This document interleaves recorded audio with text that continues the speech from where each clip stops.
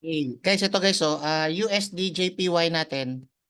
Kaya confident naman ako na pero syempre guys, lagi nyo tatandaan guys there's always room for mistake. Hindi porket wala tayong lose lagi, araw-araw ganun. May time guys na malulose ka, pero isa lang naman yung ibig kong sabihin doon eh. At least aware ka na yung stop loss mo lagi alam mo. Every time nagte-trade ka, dapat alam mo lagi kung magkano yung magiging talo mo just in case na ma-hit yung stop loss. Yan. Kaya gawin nyo lang guys na exercise kasi yun kasi yung magpapalaki talaga ng accounts natin. Pero pag feeling mo na medyo mataas, hindi mo kaya, tapos magti-trade ka ulit ng ganun ulit, wag mong iti-trade yan kasi emotions yan eh. Example, meron akong $1,000, $50 pwede na yun. Sa akin guys personally, kung may $1,000 ako, $50 yung tinitrade ko. Just in case na, etong nangyari guys sa USD JPY, yan, di ba may ano tayo dyan, may buy position. Okay, 11 na tayo. Okay guys, di ba sa USD JPY, may setup tayo dyan na na 1, 2, 3. Yan, 1, 2, 3, tapos meron pang M. Yan, sa 4-hour time frame. Kaya para sa akin, okay siya i-buy. Tapos, medyo may FOMO lang dito guys ng konti guys ha. Kasi kagaya ng sinabi ko kahapon sa GC, sabi ko, yung Euro JPY kasi natin, wait lang, mukhang okay na to. Ano kaya nangyari dito? Tingnan natin guys ha. Yung Euro JPY kasi guys, kung wala lang sana to, ito yung i-entryhan ko talaga. Ito kung wala lang sana yung isang makulit na to, yan. Itong ganito. Yan, kung wala lang sana to yung ganito, dito sana ako mag-entry. Kasi para sa akin, invalid talaga yan. Doon lang ako nakafocus sa trading plan. Yung trading plan natin, basta may nakita kang ganitong displacement, huwag kang magti-trade. Kaya ang ginawa ko, hindi ako nag-trade. Ang tin-trade ko, USD JPY. Saan ba yun? Okay, USD JPY. Ito kasi guys, ito yung nakita kong displacement. And ito yung downtrend niya. Ito, downtrend. Punta dito. Downtrend yan. Ganyan yung market structure niya. Pagdating dito, displacement. Ayun. Tapos nagkaroon dito ng change of character. Kumbaga, para sa akin, tapos dito banda, tapos na yung momentum ng pababa. Yan, pwede na mag-buy. Kaya nangyari, ito yung imbalance, dito ako nag-entry din. Ito yung mitigation block. Yan, tapos nandito yung imbalance. Yan, dito ako nag-entry. Nag-entry 1 ako dito. Ito yung laging stop loss guys, di ba? Lagi ko sinasabi. Ito yung stop loss natin last swing low pag nagbabay ka. Last swing high naman pag magsisell ka. 'Di ba? Ito yung stop loss natin. Lagpasan mo lang yan ng konti. Yun, ganun lang, lagpasan mo lang ng konti. Ito na. Pinasok tayo ng psychology. Yun yung lagi ko sinasabi guys, 'di ba? Once na nag-trade ka, hayaan mo na yung market doon. Wag kang magka-cut loss. Kasi ibig sabihin, kumbaga trust your analysis. Sa atin kasi guys, kilala ko na kasi yung strategy natin, pero dapat paano mo makilala yan? Iba-backtest mo siya. Through demo account, yun pwede yun. Aralin mo, yan pwede. Avail ka ng ano dito sa tradingview.com. Avail ka dyan ng pro account para ma-backtest mo siya. Lahat ng iba-backtest mo, puro lang sa kanya. Ganong strategy lang. Iba-backtest mo siya ng ilang beses. Ano lang para makilala mo siya. Pero ang kagandahan kasi yan guys, kahit hindi nyo yan i-backtest, syempre ako na mismo nagsasabi, proven and tested na yan. Yan, basta kilalanin mo lang. Tapos, ito guys yung psychology Di ba ito yung stop loss? Wala naman akong pakialam dyan eh. Kung kunwari may $1,000 ako, matalo ako ng $50, wala naman akong pakialam dun. Kasi syempre, yung mindset ko, there's always room for mistake. Ang mga tao lang na nagsasabi na lagi silang tama, tama, tama, mga baguhan yun. Kung may mentor man, nakakilala nyo na laging sinasabi na magaling siya, kaya niyang i-predict yung market, guys, ano yun? Scammer yun. Hindi totoong mentor yun. Kasi yung 30 years to 35 years, si Mark Douglas, diyan ako nakikinig. Okay? Sabi niya nga eh. Ako nga 35 years na ganun eh. Anything is happen sa market daw. Kumbaga, always respect the market. Tapos, kung nag-entry ka na, SL mo na, hayaan mo na. Wala ka ng control doon. Hindi mo na ano doon yung mga news, mga ganun, wala ka ng control doon, guys. Kaya yun yung gusto kong sabihin. Kaya kung ma-hit man yung stop loss mo, okay lang. Ang importante kasi dito, at least sinundan mo yung trading plan mo. Hindi ka nag-cheat. Ibig sabihin, ang mali ko dati, guys, na gusto kong ituro sa inyo, nagkakat ako ng SL. Dati, kunwari, ito yung position ko. Kunwari, ito yung stop loss ko. Nandito yung stop loss ko. Kunwari, ito yung take profit ko. Nangyari, pag mga ganito, oh, yan, natatakot ako niyan dati. Ganun na ganun din ako. Tapos, ang ending, kinakat ko. Okay, kinakat ko. Doon pa lang sabi ko, putik, yung $100, tapos malaki pa ako mag-risk. $1,000 ako, 250 yung nire-risk ko to 300. Kaya dito pa lang, nag-cut na ako ng malapit. Ang talo ko nun sa $300, siguro $250.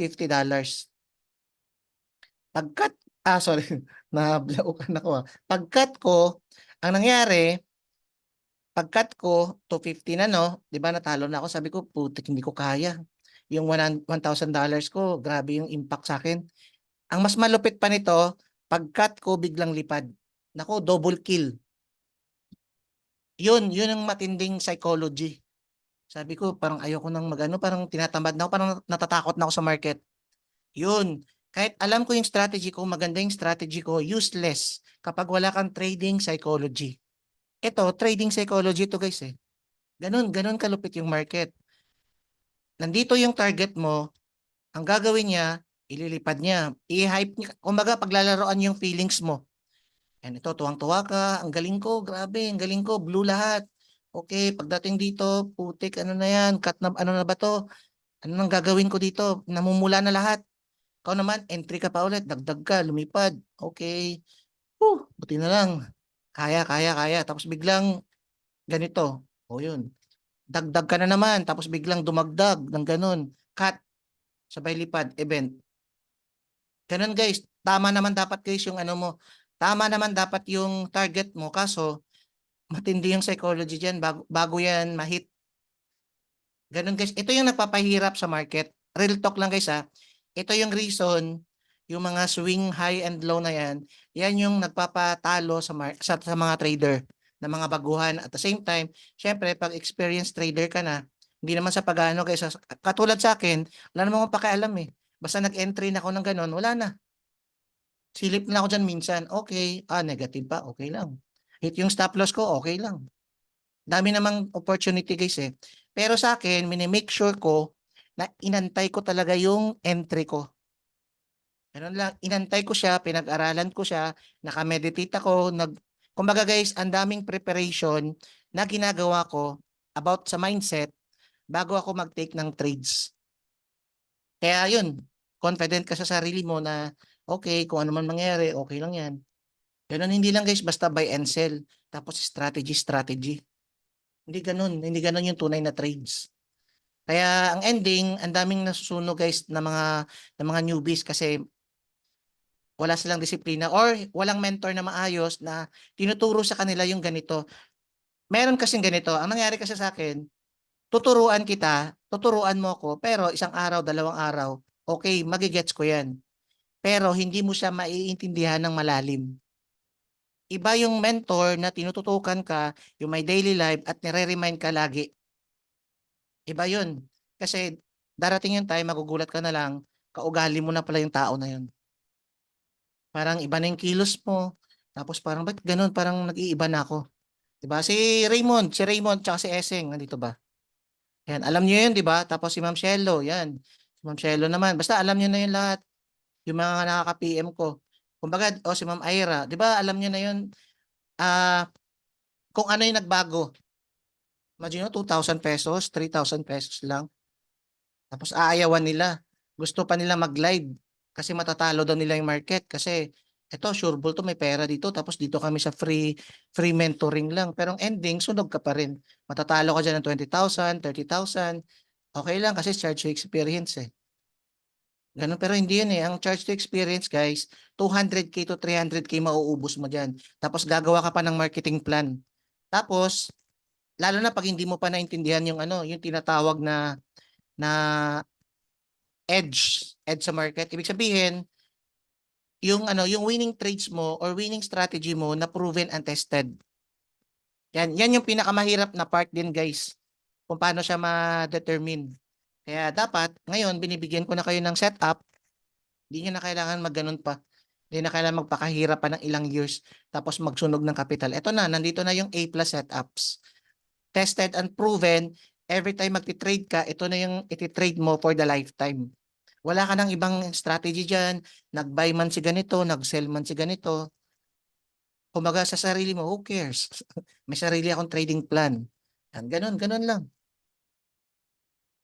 Okay, kaya magugulat. Kahit ako din guys, alam nyo guys, parang magic talaga, promise. Alam mo yung tipong ano, nakita niyo naman 'di ba yung mga trading ideas natin. Hindi yun guys chamba. Kumbaga ano talaga yun, kumbaga may plan talaga yun na consistent.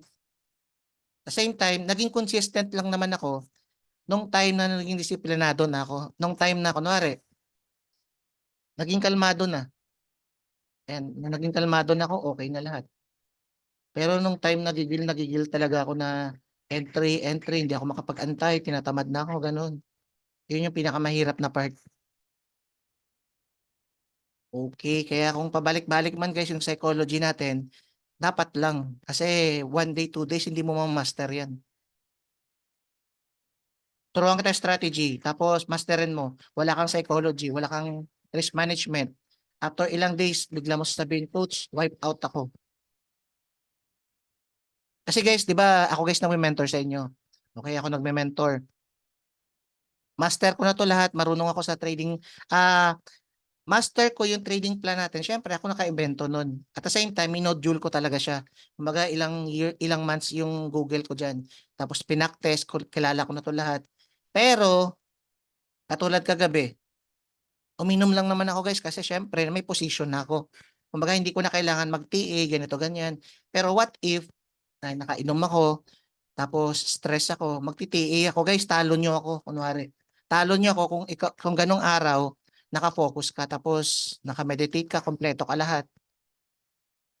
Yun, kumbaga guys, ang kagandahan dito sa strategy na to, hindi lang ako yung makikinabang. Kahit ikaw mismo, kaya mo kong lagpasan. Depende na lang sa disiplina mo. Okay, coach, hindi porket ako na una, ako na yung pinakamalaking kita, hindi ganun. Soon guys, tingnan nyo, mas lalaki pa yung income nyo. Depende sa trading psychology na ibibigay mo o disiplina. Yan si Sir Eddie, yan si Sir Eddie pala. Yan nakapasa yan sa prop firm naman. Yan, Merry Christmas din bro. Ayun, guys, Merry Christmas pala sa lahat ah. Yan. Ang sa akin, ang pinaka sobrang tuwang-tuwa nga ako guys kasi dati kasi may strategy naman talaga ako na sobrang ganda talaga. Kaso ang mali ko nun, hindi talaga siguro ako ready pa. As in, biglang lumaki yung ulo ko. Tapos, tawag dito, hindi ko siya, hindi ko siya ginawa ng plan. Basta, kabisado ko siya for 15 days to 20 days. Tapos, kinabukasan, nung nahit yung stop loss ko ng 2 beses, biglang na mental block ako. Sabi ko, paano na nga ako mag-entry? Parang nakalimutan ko guys eh. Hindi ko siya ginornal. Yan, hindi ko siya ginawa ng GC. Ito yung talo niya. Ito. Kaya pansinin niyo guys, may GC tayo na 3. Yun, nandun guys yung mga tamang trades natin nandito. Pero guys, pansinin niyo yun, puro 1 hour time frame. Nandun, puro panalo lahat. Kaya yun, doon ako nag-decide na sige sa 1 hour time frame na ako magti-trade all the time. Yun. Yan si Sir Essing. Sir Essing. Tapos ito naman guys, medyo okay na yung ano. Ay hindi, pasa ako dito. Okay naman, palipad na, para sa akin na parang palipad na siya. Pero sa USD JPY kasi ako naka-trade. Tingnan natin ma. Isa na naman yung trades ko eh.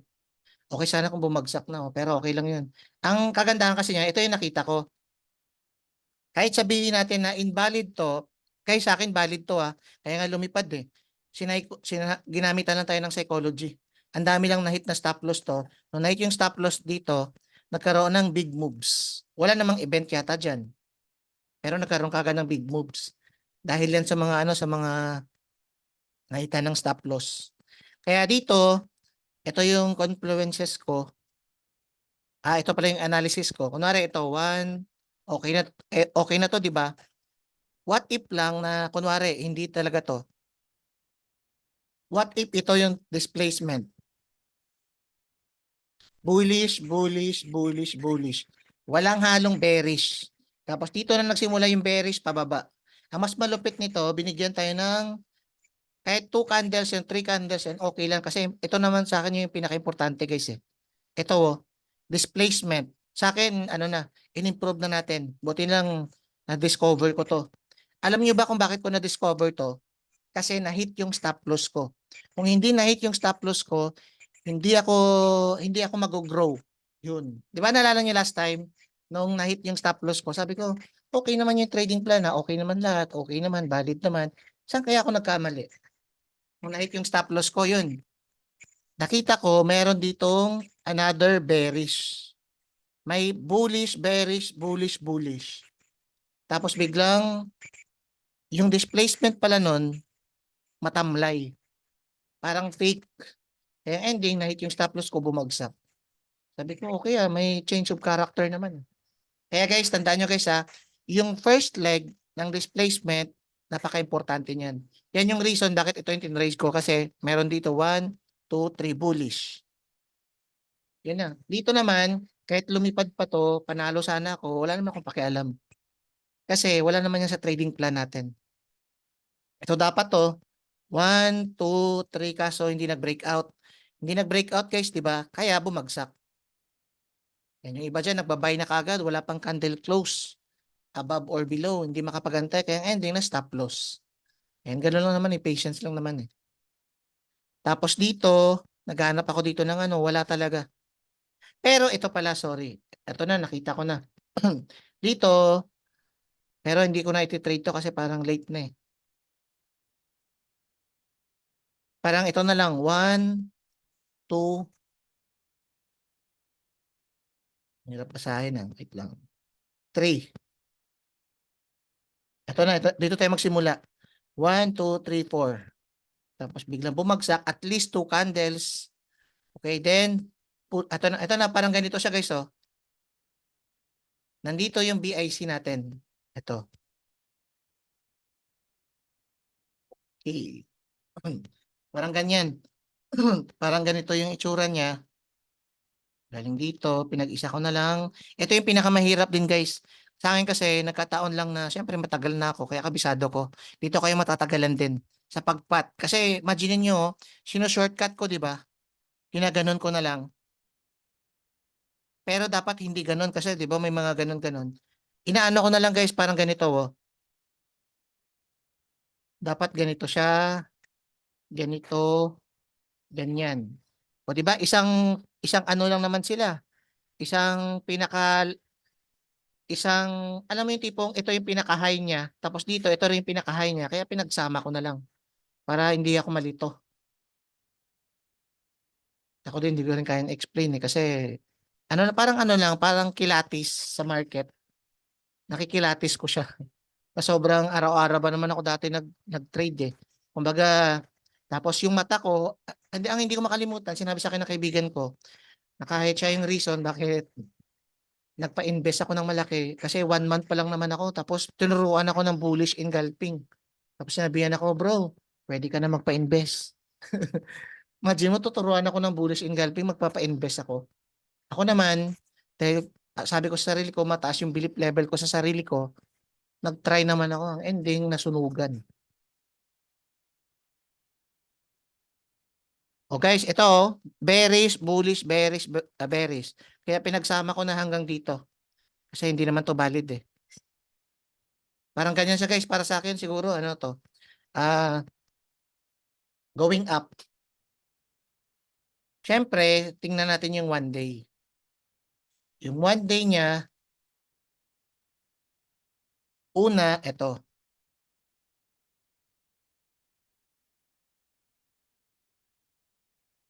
Di ba kahapon mas pinasa ko guys, sabi ko, yung USD JPY, the rest kasi guys walang valid confirmation eh. Pero yung USD JPY meron. Depende na lang kung sasabay sa dito o hindi. Or siya yung sasabayan. Kaya, yun. Ito, dito guys, tingnan nyo ha, order block to. 1 day time frame. Tapos dito, meron din namang order block. Ito pala. Ito guys, mitigation block. Ito kasi no, galing dito.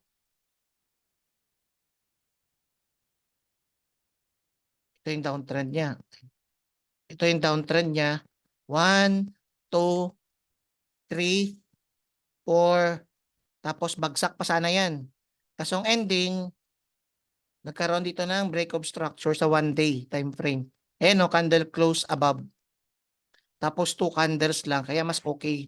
Tapos siyempre may volume tayo nakita dito, kaya sa akin, end na ng ano, parang end na ng downtrend.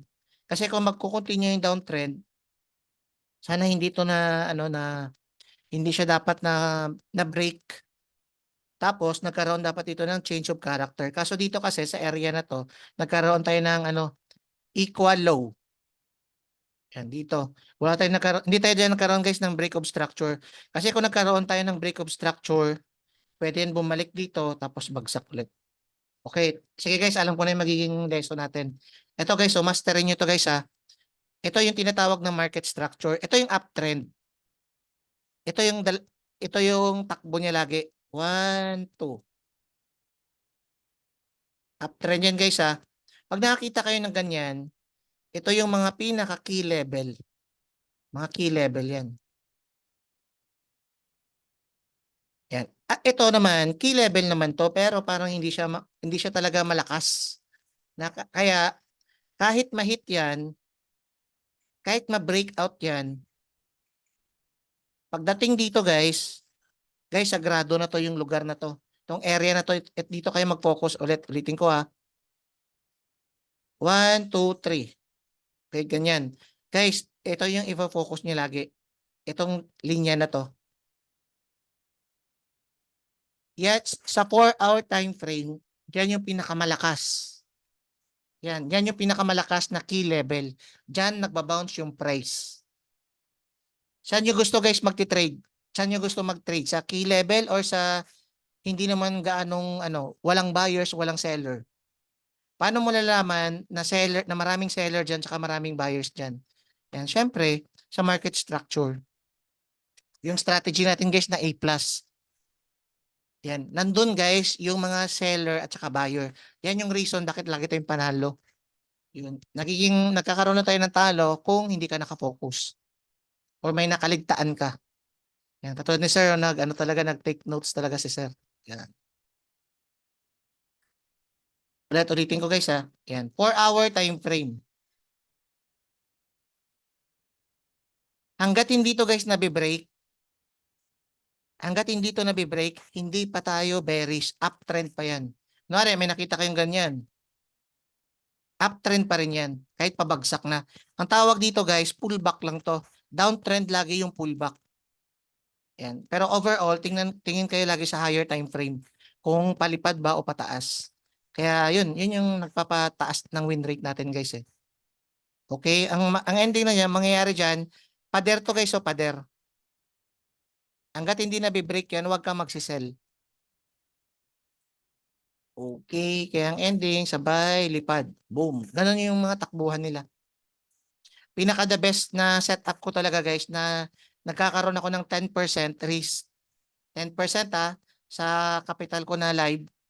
Pag nakakita ko ng ganitong setup, yung ganito guys pinaka the best, siguro sasabihin ko 100% win rate.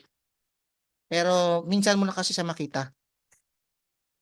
Dapat make sure din na na okay yung mind mo. Parang ganito merong 1, 2, 3 pattern sa 4-hour time frame. Hindi, sige ganito na lang una. May makita kong 1 day time frame, sabihin natin na meron ditong support area. Yan. Sabihin natin meron ditong candlestick na yan. Mga ganyan, sabihin natin dito, yan. Basta guys, matindi ito. Sabihin natin dito na area na to, 1 day time frame, order block ng support. Yan, sabihin natin ganun, demand. 1 day, 1 day. Tapos, dito banda, sa 1 day na to, di ba, anong hinahanap natin sa 4-hour time frame? A plus setups. O, di ba, sa 1 day, ang hahanapin mo lang talaga ay yung key level, kung nasa support ba or nasa resistance. 1 day yun 1 day time frame. Ganun lang, wala ka nang ibang gagawin. Ang hanapin mo lang yung key level, kung nasa support or nasa resistance. Okay, what if coach, nasa support na coach? Okay, punta ka na sa 4-hour time frame kung nasa support na. Pagpunta mo sa 4-hour time frame, doon mo nahahanapin yung A plus setups natin. Ano ba yung A plus setups natin? Yan, si Sir yata hindi ko yata napasahan eh. Yun na guys, yung sa picture guys, backread lang kayo guys or o sige wait, ipasa ko na lang ulit.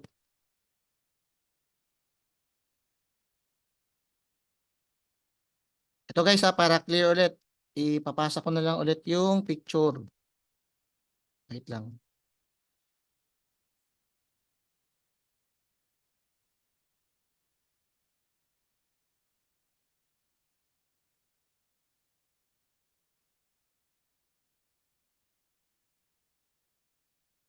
Forward.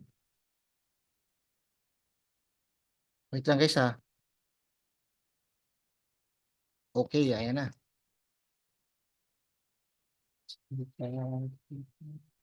Okay, ito. Okay, 1 day time frame muna nasa support area. Alamin mo lang kung nasa support o resistance. Ganun lang kasimple guys. Okay, coach, nasa support. Okay, pagtingin mo ng support, punta ka sa 4-hour time frame. Ito lang hanapin mo, wala nang iba. Actually guys, may ginawa pala ako na bago guys eh. Ito pala, ipasa ko sa chat ha. Ilan. Ito. Ano ko guys, para mas clear, para mas maayos, ginawa ko kagabi. Ito, yun, ito, yan. Ito lang, para mas maintindihan. Yan. 4-hour time frame, hanap lang tayo ng buy setup na A plus setups. Buy lang guys ha. Ibig sabihin, deadmahin mo to, deadmahin mo yan, deadmahin mo yan. Ang focus mo lang, buy. Ganun. Dito sa 4 hours, sabi natin may nakita ka na 1, 2, 3. Biglang nagganon. Sabi ko, ay putik, okay to ah. Ang mas malupit pa niyan, biglang naging ganito pa yung pullback niya. Di ba sa 1, 2, 3 setups natin ganito, sa 4-hour time frame. Ngayon, markahan mo na to kasi yan yung pinaka-key level. Key level na yan ah. Ang mas malupit pa nito, bigla siyang gumanito oh. Yan. Tapos biglang umangat, sabay bagsak. Sabihin natin na ano na tapos ang nakita natin dito, isang 1, 2, 3, tapos isang M. Okay, pasok agad guys oh. Isang M, perfect to buy. Isang 1, 2, 3, perfect to buy. Okay, dalawa na kagad, dalawa na. Hali, yung 1 day natin nasa signal ng ano, nasa support. Ibig sabihin, buying pressure. Nandun yung mga buyers. Okay, clear na. 1 day, buying. Sa 4-hour, buying din ulit. Ang mas malupit pa nito, binigyan tayo ng dalawang setups. Kaya parang tatlo na. Dami nating confluences. Ang mas malupit pa nito, gagamit pa tayo ng Fibonacci. Ito, minsan na to pero kahit hindi to, okay lang naman eh. Pero pag ito pa yung nakita mo na, ito yung taas nito, at saka yung baba nito, i-ano mo lang, i-drag mo lang. Okay. Make sure na yung pag-swing niya, ito, mag-touch sa 0.618. Or kahit gumanito lang. Basta guys, hindi lang pumunta sa ano, dito. Pero kahit pumunta, okay lang naman eh. Kasi dito pa lang may, ano na may mga confluences na tayo. Pero what if lang na nag-touch sa 0.618 lang. Yun, sa akin, naku, ano talaga to, sobrang lilipad talaga yan. Proven and tested ko na yan. Sa 0.618. O, di ba pinaghahalong strategy, no? Tapos may Fibonacci pa. Yan. Tapos ang ending, ito na.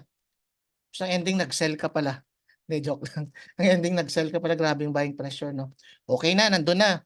Yung 1 day, buying pressure, pasok. 4 hour naman, nasa buying setup tayo, pasok din. Tapos, ito yung pullback. Ang tawag dito, pullback. Yung pullback, downtrend. Okay. Ang gagawin natin, pupunta ka sa 1 hour time frame. Pupunta ka lang sa 1 hour time frame. Doon tayo mag-entry. Biglang nawala. Sige, dito na lang tayo. Isipin nyo guys, 1 hour time frame na to. Isipin natin 1 hour time frame na. Ngayong pullback na to, itong pullback na to, sa 1 hour time, yung 1 day bullish, 4 hour bullish, yung 1 hour bearish pullback. Dapat antayin mo muna siya magkaroon ng change of character na valid with displacement na maayos. Sabihin natin dito, bumagsak na. Pabagsak pa yan, huwag ka muna magbabay dyan. Kasi pwede pa tong manghit ng ganun mang fake out lang. Ang reason guys, bakit hindi ako nag-trade kagad dito banda sa key level na yan, kahit grabe yung pressure dyan kasi para iwas, iwas stop loss hit sabay lipad. Ganun, para ano lang parang naninigurado lang ako. Okay, kumbaga tinatapos ko muna yung liquidity grab. Kumbaga nangahat sila ng stop loss. Kumbaga ang market kasi ito yung pag-iisip nila. Okay, alam na namin yan na maraming buyers dito. Alam ko naman na maraming magagaling diyan. Pero lubos-lubusin na namin. Gagawin namin, alam naman namin na maraming mananalo dito kaya mangahad kami ng stop loss. Kumbaga mangunguha muna ako ng pera dito bago namin ilipad talaga. Ganon yung mindset ko, ganon yung thinking ko. Mangunguha muna sila ng stop loss. Kaya may tinatawag tayo na change of character kasi downtrend pa yun eh. Pag sa 1 hour na yan, magkaroon dito ng displacement, sunod-sunod na bullish, bullish, bullish. Tapos at least 2 candles na bearish dito. Pero kahit maghalo-halo pa yan, basta guys, at least 2 candles na bearish. Okay, tapos dito naman, at least 1 or 2 candles mag-breakout, yun na. Nag-align na lahat. Nag-align na, kaya mataas yung win rate natin kasi 1 day bullish, 4 hour bullish, 1 hour bullish. Tapos mag-sell ka. Na joke lang. Yan. Mag-ano ka, mag-buy. O, diba? Nakita niyo yun, magbabay ka. Tapos ang ending, stop loss mo, ilagay mo sa last swing. Lagpasan mo lang ng konti. Kung natatakot ka, dito mo ilagay. Yan. Tapos take profit. Kung saan tayo nag-take profit? Una, pwedeng 1:2. Risk reward ratio. Basta 1:2 lang. Pangalawa, pwedeng first order block. Kunwari, ito yung nakita mong order block. First order block. Hindi dyan ka mag-entry, pwede rin naman. Basta cargo mo na yan. Kanya-kanyang risk tayo. Mamaya, 1:2 na, nahit na yung TP mo, pero ang gusto mo talaga mataas pa. Eh di cargo mo na yun. Bahala ka na dun. Okay, basta sa akin, i-guide kita kung saan ka pwede mag-TP. Kasi sa mga sinasabi ko, pwede dyan mag-bounce yung price anytime. Yan, 1:2, pwede na yan. First order block, pwede na siya lumipad dyan, tapos sabay bagsak. Ganun. Or pwede niya ma-break yan. Pangatlo naman, yan, pwede ito, lagpasan mo to. Yan yung pinaka-high nito. Yan, pwede mo ilagay dyan or lagpasan mo ng konti. Ganun lang guys pa nag-exit na. Okay, basta guys yung stop loss natin ganun. Okay. Guys, naka-record to yun para at least i-ano ko na lang. Kasi meron na tayong 3 minutes.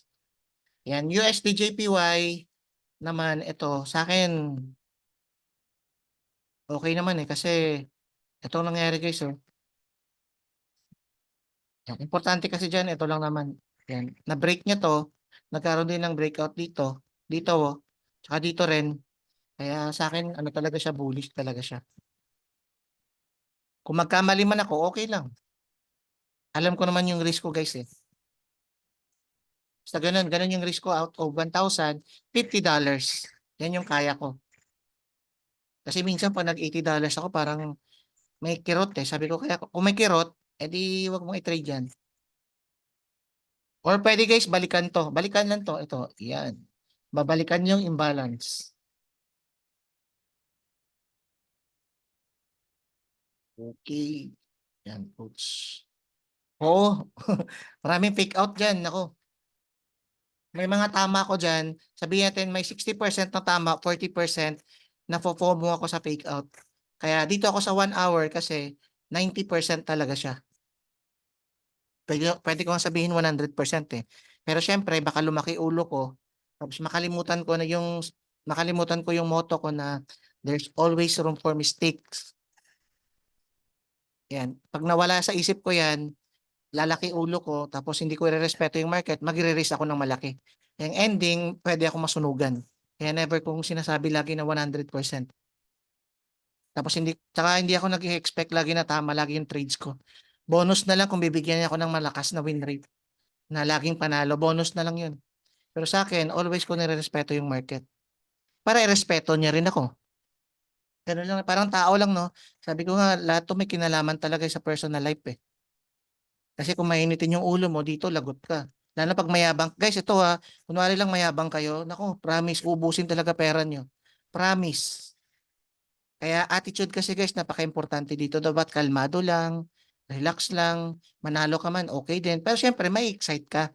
Okay, mag-i-excite ka. Pero pagdating dito, dapat kalmado ka na. Pag nasa charting ka na. Kalmado na yung mind mo. Okay na lahat. Okay, sana guys, may natutunan kayo guys ha. Yan, okay na muna tayo guys. I-save ko na lang to. Ipasa ko na lang sa GC natin. Okay, maraming salamat guys. End na tayo. And Happy New Year. Advance Happy New Year and Merry Christmas. Okay, thank you guys. Guys, ano muna? Wait lang, wait lang. Stop share muna ko. Okay. Wait lang guys ha. Screenshot. Okay. Guys, thank you guys ha.